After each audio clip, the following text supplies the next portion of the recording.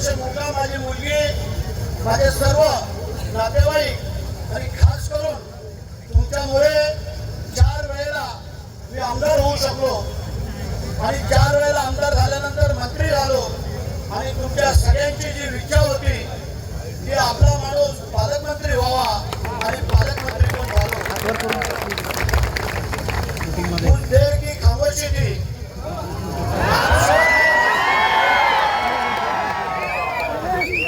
कुछ देर की खामोशी थी, आप सो जाएगा, किसी का वक्त था, हमारा दौर आएगा।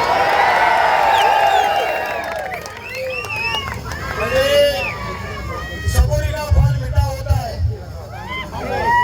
भगवान के घर में देर है लेकिन अंधेर नहीं है आणि त्या उक्तीप्रमाणे आपण गेली 2.5 वर्ष वाट पाहत होतो। छत्रपती शिवाजी महाराजांच्या पदस्पर्शाने पुनीत झालेल्या या भूमीमधला एक मावळा म्हणून आपण काम करत होतो।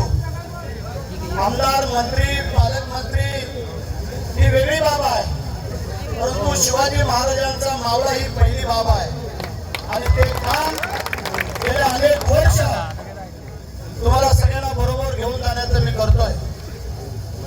म्हणजे आपल्याला सगळ्यांना कल्पना आहे की संघर्षातूनच आतापर्यंत आपण इथपर्यंत आलेलो आहे, आपल्याला सगळ्यांना माहिती आहे। परंतु भरत शेठने कधी हार मानली नाही आहे। आतापर्यंत माझ्या संपूर्ण निवडणुकांमध्ये एकही निवडणूक विकासची जिल्हा परिषद पर्यंत हरलेलो नाही आहे। आणि त्याला काही कारण मनाचा मोठेपणा। श्रीमंत लोक तर बरेच असतात पण मनाने मोठेपण आपल्याला लागतं। आपल्या घरी आलेला एकही माणूस कुठल्याही जाती धर्माचा, गरीब श्रीमंत, जो ज्या कामासाठी आलेला आहे त्याला मदत, त्याला सहकार्य हे आमचं कर्तव्य आहे सगळ्यांचं आणि ते करण्याचं काम आमचं कुटुंब सगळं करतंय। ज्याचा घर, परिवार, प्रपंच जर नेटका असेल तर हे सगळं बरोबर असतं। त्याचं उदाहरण भरत शेठ गोगावले, कारण आमच्या आई अजून आहे, वडील नाही आहेत। आईने केलेली मेहनत, वडिलांचा प्रामाणिकपणा, मग असणारे आमचे चुलते, मग असणारे माझे भावंड, माझी बहीण असतील, माझे भाऊ असतील, नंतर आमची धर्मपत्नी, मग आमचा मुलगा असेल, आमच्या मुली असतील आणि मग सर्व तुम्ही माझे कार्यकर्ते, पदाधिकारी आणि माझे शिवसैनिक हे जे आज पालकमंत्रीपद मिळालेलं आहे। ज्या जिल्ह्याच्या जनतेने देव पाण्यात म्हणून ठेवले होते भरत शेठसाठी, हे पालकमंत्रीपद रायगड जिल्ह्याच्या जनतेच्या चरणी अर्पण करतो। हा माझा शब्द आहे तुम्हाला। म्हणजे जर तुम्ही मला निवडून दिला नसतं तर भरत शेठ आमदार झाला नसता।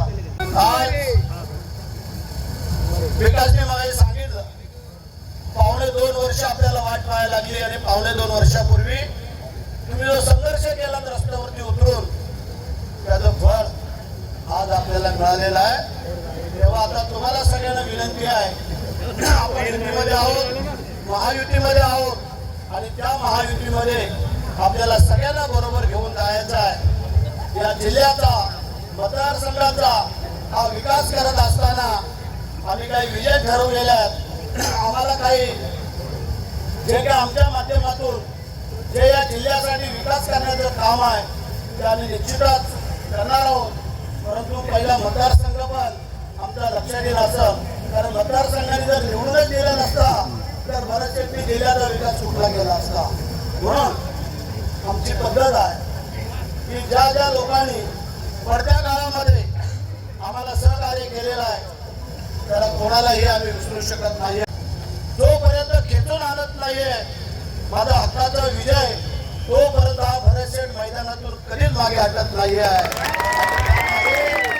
तुमची सगळ्यांची प्रेरणा, आमच्या आई वडिलांची पुण्याई, माझ्या संपूर्ण प्रपंच घरच्यांचं सहकार्य आणि तुमच्या गोरगरीब जनतेचे आशीर्वाद, माझ्या कार्यकर्त्यांची कडी मेहनत, मग शिवसेना असेल, युवा सेना असेल, महिला आघाडी असतील, या सगळ्यांना आता आपल्याला शिवसेना, भारतीय जनता पार्टी, एनसीपी या सगळ्यांना आणि जे आपल्या बरोबर काम करते त्या सगळ्यांना बरोबर घेऊन जाऊन आपल्याला या जिल्ह्याचा विकास साधायचा आहे.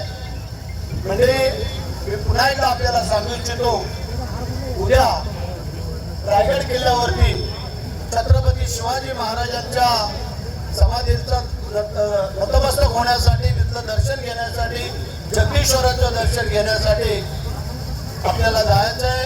ज्यांना कोणाला शक्य होईल त्यांनी येण्याचा प्रयत्न करा.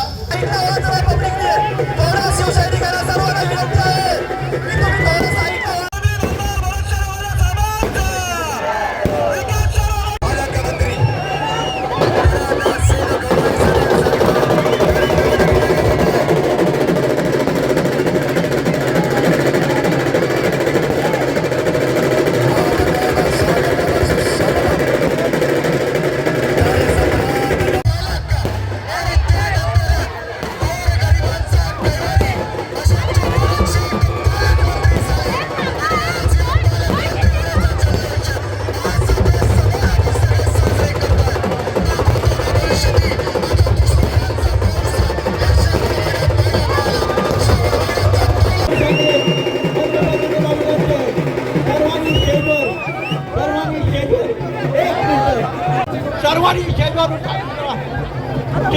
खाली छत्रपती शिवाजी महाराज की स्टेजवर बाजूला गर्दी करणे, कुणी गर्दी करू नका.